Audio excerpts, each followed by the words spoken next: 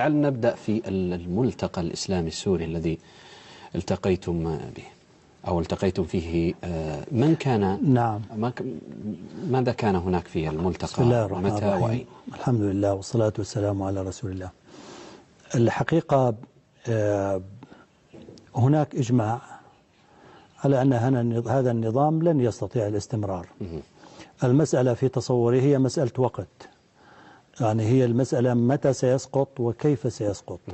أما أنه بعد كل الجرائم الكبرى التي ارتكبها يستطيع حكم الناس ويعني وتعود له القيادة للبلد والسيطرة، أعتقد هذا يعني من المستحيل، وهذا تقريبا يعني شبه مجمع عليه، موضع إجماع. لذلك تداعى نفر من المفكرين والكتاب والدعاة والمهتمين بالشأن الإسلامي، تداعوا إلى لقاء كان في 16 من ذي القعدة إلى 18 في اسطنبول. وكان هذا اللقاء الحقيقة مهتم بثلاثة أشياء أساسية. الشيء الأول هو الوقوف على حقيقة ما يجري في الداخل، يعني ما هو فعلا وضع الناس، وضع الثورة، وضع الناس المنشقين عن الجيش، الحراك بشكل عام. واستمع الملتقى إلى تقرير من شخص من أكثر الناس اتصالا بالداخل ومعرفة به. هذا الأمر الأول، يعني تقييم الوضع الداخلي كان.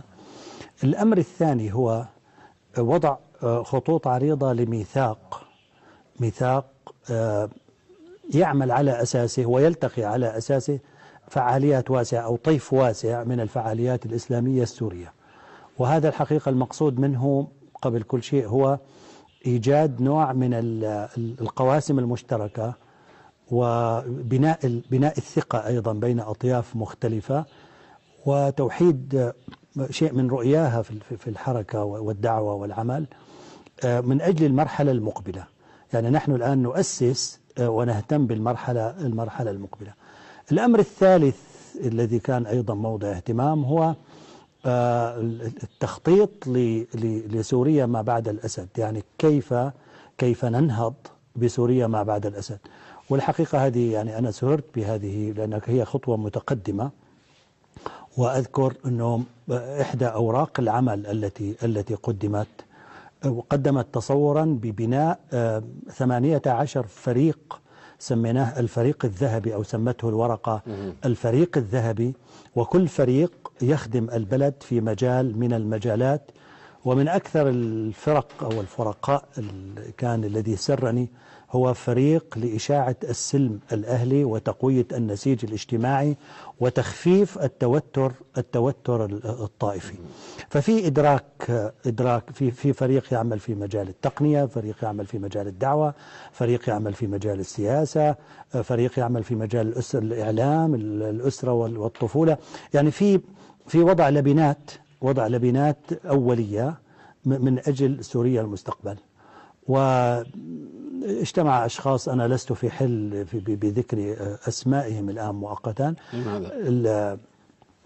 هم اتخذوا قرار بهذا، أنه يكون المؤتمر بعيدا عن الإعلام حتى تكون المناقشات حرة.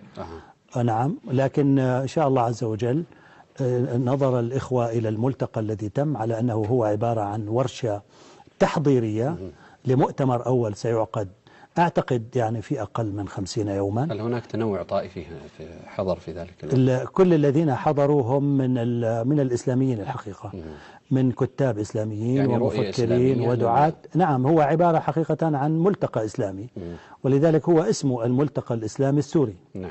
فهو لكن هو فيه من كل التنوعات الموجودة في الساحة العلمية والساحة الفكرية الإسلامية والساحة الدعوية. ففيه من كل الأطياف. لا أقول مثلت فيه كل الأطياف، لكن فيه يعني دعنا نقول من معظم الأطياف. وهناك الآن إن شاء الله سيعقد مؤتمر سيكون أوسع بكثير من أعداد الناس الذين حضروا. طبعا كان في المؤتمر تقريبا 3 أشخاص من المجلس الوطني أيضا يعني سمعنا منهم أيضا شيء عن أعمال المجلس، وصار في حديث في هذا هل لكم علاقة بالمجلس؟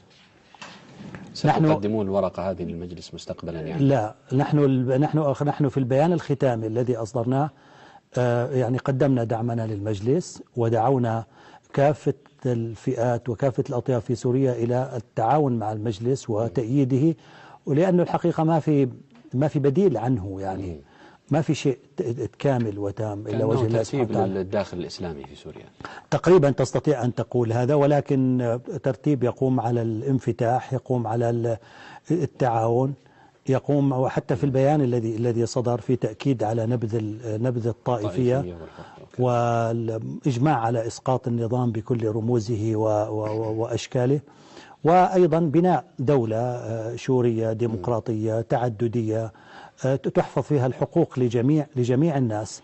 يعني هذا أيضا كان موضع إجماع ومنصوص عليه في البيان. نعم.